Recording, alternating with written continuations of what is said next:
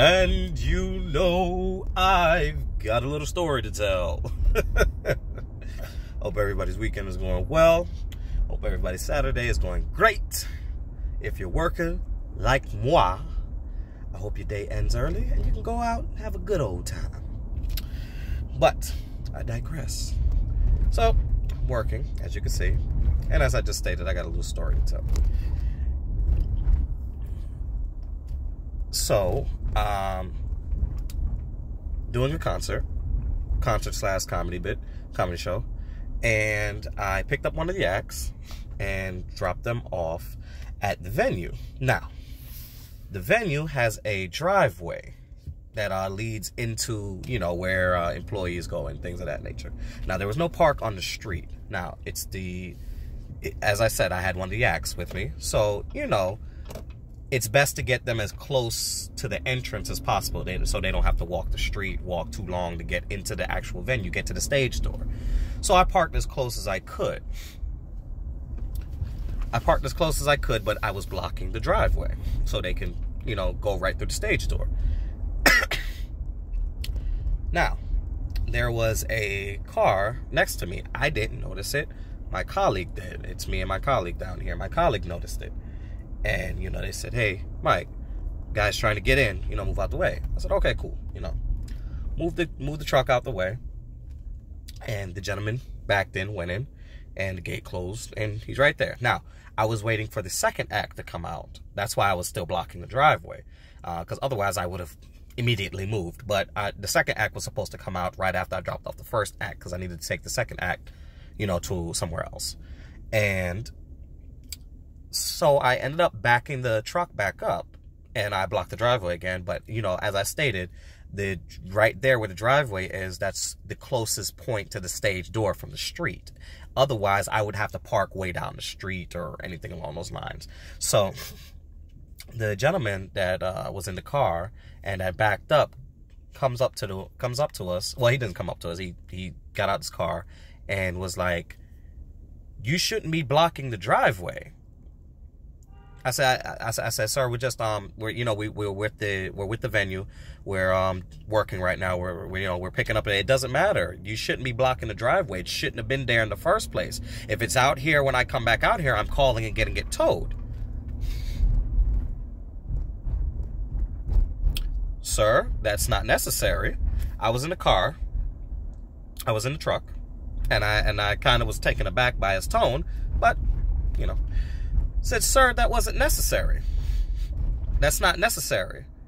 As I stated already, we're with the venue." Now, my colleague, he's a little more irate, but, we were still very professional. Very professional. And I'm not saying that to save face or anything along those lines. No, we were very professional. But we were both taken aback by his demeanor, why he was coming across so crass at us, So I'm like, "Sir, that's not necessary. I can move the truck." "Well, why is it still there?" "Whoa, okay. You clearly have a problem." So I proceeded to get out of the truck. I put it in park, got out of the truck, because one thing I'm big on is you're not going to speak to me any old time away. I don't care if I'm opening the door for you. I don't care if I am just a simple driver or whatever like that. I don't care if you own the building. You're not going to talk to me like that. So I got out of the car and proceeded to step towards the gentleman. It sounds bad, but I wasn't aggressive. I just got out of the car because I said, clearly he must think he's talking to an inanimate object. He must see me through this window or something and think I'm not going to respond back or something like that. No, that's not how that works. So I proceeded to get out of the truck and step to the gentleman, and I stated to him, "Sir, again, that's not necessary." And, my colleague was going to throw in his 2 cents, but I kind of I motioned for him to, let me finish what I'm saying. I said, "Sir, clearly you're not understanding what we're saying here, because I just dropped off one of your acts at the venue. I just dropped the act off. I was immediately supposed to pick up the second act. You know how these stars are.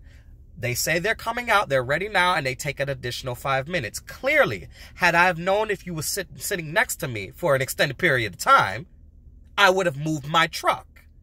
What you're saying is unnecessary. There's no need for you to say you're going to call the tow or anything along those lines. We have the parking permit. We're allowed to be here. I thought the act was coming out. Clearly they're not.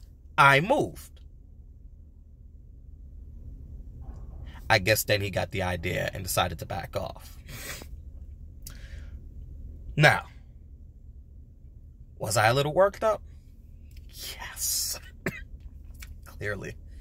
Because, you know, I did a video a while ago. It doesn't matter what your message is. It doesn't matter.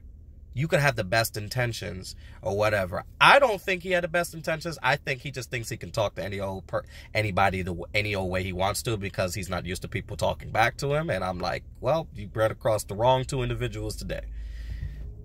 But at the end of the day, I understood where he was coming from. I get it. Yes, not supposed to be blocking the driveway. What was so hard in coming out and saying, sir, excuse me, you can't block the driveway. Just, you know, make sure you just move the truck. Simple. Copy, sir. That's it. Keep it moving. No, you know, he came out and decided to play it another way. So, yeah, you know, again, it's just a reminder to people. It doesn't matter what your lesson is, what your message is. If you don't know, and it doesn't matter, you know, if you find yourself in a position where, you know, you are an employer, or, you know, you're on a team and you're the team leader, you know, whether it's sports, whether it's a school, whether it's just any particular activity, you must be mindful in how you talk to people, because this gentleman's tone and his condescending nature could have went another route if I wasn't the individual that I am. You know, I can take a situation and I can handle it professionally. My colleague can take a situation and handle it professionally. But let that have been anybody else, and it probably wouldn't have ended too well, you know, especially with a curse word flown here and there. All I'm saying is be very mindful in how you talk to people, you know, especially when you're in a position of power. Okay? So.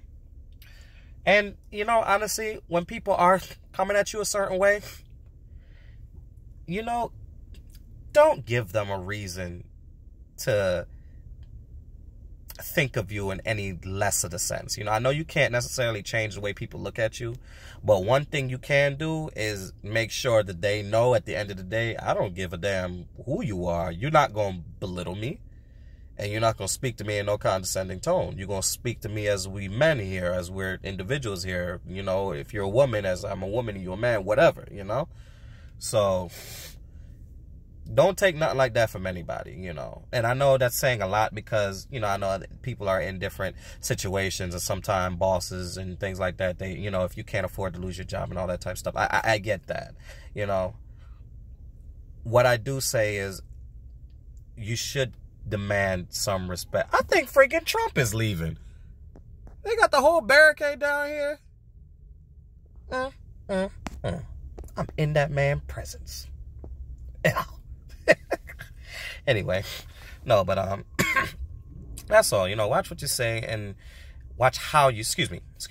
I keep saying watch what you say. Watch how you speak to people. You know, be mindful of your tone. I raise my hand. I still speak hard to people myself, you know, when we're, you know, going back and forth banter and stuff like that. So I understand the notion to, you know, be very mindful of how you speak to individuals and watch your tone and things like that. I know at times I can speak a little hard, but, you know, I know for a fact I don't belittle people or I'm condescending, you know, in the right atmosphere. No, I'm seriously though, you know, just be mindful of that, and you know, and always command respect for yourself. You know what I mean? All right. So I'm gonna get back to work now. Go find something to eat. I hope everybody that watches this video has an awesome Saturday and an awesome Sunday, and yeah, man, these people are really out here. They out here with their cameras and all that, and I could care less. I just want to get back to the venue.